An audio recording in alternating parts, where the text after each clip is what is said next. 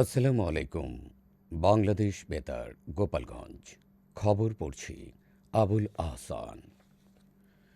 ফরিদপুরে Bangladesh chemical industries corporation বিসিআইসির buffer গুদাম নির্মাণ কাজের ভিত্তিপ্রস্তর স্থাপন করা হয়েছে। গতকাল দুপুরে শহরতলি সি&বি ঘাট এলাকায় গুদামটির ভিত্তিপ্রস্তর স্থাপন করেন ফরিদপুর ৩ আসনের সংসদ সদস্য চৌধুরী নায়াব ইউসুফ। এ সময় তিনি বলেন, গুদামটি নির্মিত হলে এ অঞ্চলের কৃষকেরা সময়মতো সার পাবে এবং সার সংরক্ষণ ও বিতরণ ব্যবস্থা আরও আধুনিক, স্বচ্ছ ও কার্যকর হবে। শিল্প মন্ত্রণালয়ের উদ্যোগে এবং বিসিআইসির বাস্তবায়নে সারা দেশে নির্মাণাধীন ৩৪টি বাফার গুদাম প্রকল্পের অংশ হিসেবে প্রায় ৪৮ কোটি টাকা ব্যয়ে গুদামটি নির্মাণ করা হচ্ছে। এ সময় স্থানীয় জনপ্রতিনিধি, বিসিআইসির কর্মকর্তা, বিভিন্ন সরকারি বেসরকারি প্রতিষ্ঠানের প্রতিনিধি এবং রাজনৈতিক নেতারা উপস্থিত ছিলেন। নড়াইলে বিশ্ব তামাক মুক্ত দিবস উপলক্ষে র্যালি ও আলোচনা সভা অনুষ্ঠিত হয়েছে।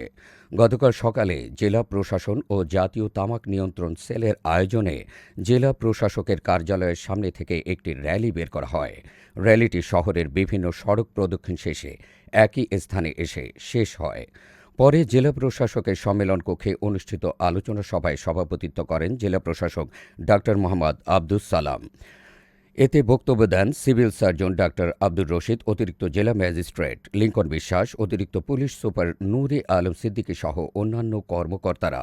এ সময় বক্তারা বলেন, জনস্বাস্থ্য সুরক্ষায় তামাকজাত পণ্যের ব্যবহার কমাতে এবং তামাক নিয়ন্ত্রণে ব্যাপক জনসচেতনতা গড়ে তুলতে সবাইকে ঐক্যবদ্ধভাবে কাজ করতে হবে। অনুষ্ঠানে বিভিন্ন দপ্তরের সরকারি কর্মকর্তা, শিক্ষক, শিক্ষার্থী, গণমাধ্যম কর্মী ও বিভিন্ন শ্রেণী পেশার মানুষ অংশ নেন। মাদারীপুরের রাজুর উপজেলায় জেলা প্রশাসক মির্জা আক্তারের সঙ্গে বিভিন্ন দপ্তরের কর্মকর্তা, জনপ্রতিনিধি ও সুশীল সমাজের প্রতিনিধিদের মতবিনিময় সভা অনুষ্ঠিত হয়েছে। গতকাল উপজেলা পরিষদের সম্মেলন কক্ষে অনুষ্ঠিত সভায় সভাপতিত্ব করেন রাজুর উপজেলা নির্বাহী কর্মকর্তা মোহাম্মদ মাহফুজুল হক। সভায় সুশাসন প্রতিষ্ঠা, স্বচ্ছতা ও জবাবদিহিতা নিশ্চিতকরণ, গ্রাম আদালতের কার্যক্রম জোরদার, মানব পাচার ও মাদকের বিরুদ্ধে কঠোর অবস্থান গ্রহণের বিষয়ে আলোচনা করা হয়। পাশাপাশি আবাদি জমি রক্ষা এবং খাল ও জলাধার পুনঃখননের বিষয়ে গুরুত্বারোপ দেওয়া হয়। এ সময় জেলা প্রশাসনের পদস্থ কর্মকর্তারা উপস্থিত ছিলেন। ফরিদপুর জেলা প্রশাসন স্কুল পরিদর্শন করেছেন জেলা প্রশাসক মাজহারুল ইসলাম। পরিদর্শনকালে তিনি বিদ্যালয়ের পাঠদান কার্যক্রম, শিক্ষার মান, শ্রেণী শিক্ষকের পরিবেশ এবং সার্বিক শিক্ষা ব্যবস্থার বিভিন্ন দিক পর্যবেক্ষণ করেন। এ সময় তিনি শিক্ষক ও শিক্ষার্থীদের বিভিন্ন বিষয়ে খোঁজ খবর নেন।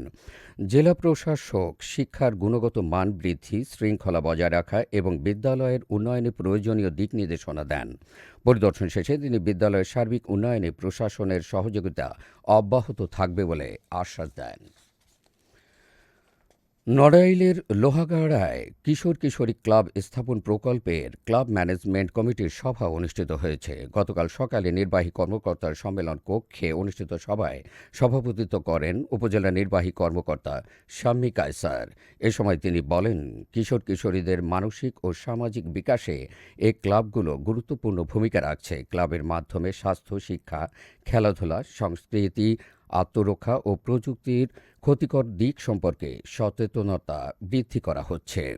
জেলা মহিলা বিষয় কর্মকর্তা শিরিনা খাতুন, যুব উন্নয়ন কর্মকর্তা সালমা জামান সহ বিভিন্ন বিদ্যালয়ের পরিচালনা কমিটির সদস্য ও দপ্তরের কর্মকর্তারা অংশ নেন। মাদারীপুরে সালিসকারীদের এক কর্মশালা অনুষ্ঠিত হয়েছে। গতকাল মাদারীপুর লিগ্যাল এইড অ্যাসোসিয়েশনের উদ্যোগে আয়োজিত কর্মশালায় পৌরসভার বিভিন্ন ওয়ার্ডের সালিসকারীরা অংশগ্রহণ করেন। অনুষ্ঠানে প্রধান অতিথি ছিলেন মাদারীপুর সদর উপজেলার নির্বাহী কর্মকর্তা ওয়াদিয়া শাবাব। কর্মশালায় স্থানীয় পর্যায়ে বিরোধ নিষ্পত্তিতে সালিসকারীদের ভূমিকা, নিরপেক্ষতা, আইনগত সচেতনতা এবং ন্যায় বিচার নিশ্চিত করার বিষয়ে আলোচনা করা হয়। এ সময় বিভিন্ন ওয়ার্ডের সালিসকারী, গণ্যমান্য ব্যক্তি এবং লিগ্যাল এইড অ্যাসোসিয়েশনের প্রতিনিধিরা উপস্থিত ছিলেন। মাদারীপুর কালকিনি উপজেলায় মীর বীর মুক্তিযোদ্ধা মোহাম্মদ ইদ্রিস আকনের রাষ্ট্রীয় মর্যাদায় দাফন সম্পন্ন হয়েছে। গতকাল সকালে সিঙ্গারমঙ্গল ভবানীপুর সরকারি প্রাথমিক বিদ্যালয় মাঠে তার জানাজা অনুষ্ঠিত হয়। জানাজায় প্রশাসনের কর্মকর্তা, জনপ্রতিনিধি, বীর মুক্তিযোদ্ধা ও স্থানীয় মুসল্লিরা অংশ নেন। পরে রাষ্ট্রীয় মর্যাদায় গার্ড অফ অনার প্রদান শেষে পারিবারিক কবরস্থানে তাকে দাফন করা হয়। উল্লেখ্য, রবিবার নিজ বাড়িতে হঠাৎ অসুস্থ হয়ে তিনি মৃত্যুবরণ করেন। এবারে কৃষি সংবাদ।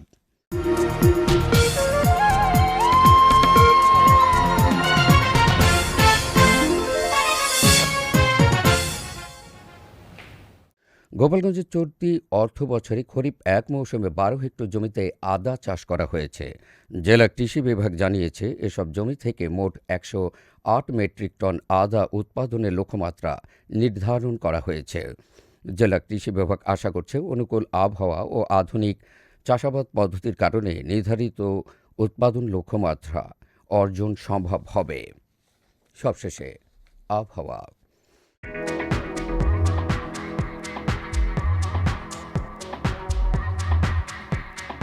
আজ সকাল ৯টা পর্যন্ত দেশের অভ্যন্তরীণ নদীবন্দরসমূহের জন্য আবহাওয়ার পূর্বাভাসে বলা হয়েছে, রংপুর, রাজশাহী, পাবনা, বগুড়া, টাঙ্গাইল, ময়মনসিংহ, কুষ্টিয়া, যশোর, খুলনা, বরিশাল, পটুয়াখালী, কুমিল্লা, নোয়াখালী, চট্টগ্রাম, কক্সবাজার এবং সিলেট অঞ্চলসমূহের উপর দিয়ে পশ্চিম অথবা উত্তর পশ্চিম দিক থেকে ঘন্টায় ৪৫ থেকে ৬০ কিলোমিটার বেগে অস্থায়ীভাবে ঝোড়ো হাওয়া সহ বৃষ্টি অথবা বজ্রবৃষ্টি হতে পারে।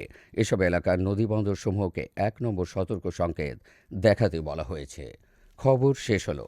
আমাদের পরবর্তী খবর প্রচারিত হবে সকাল ১০টা বেজে ৩০ মিনিটে বাংলায়।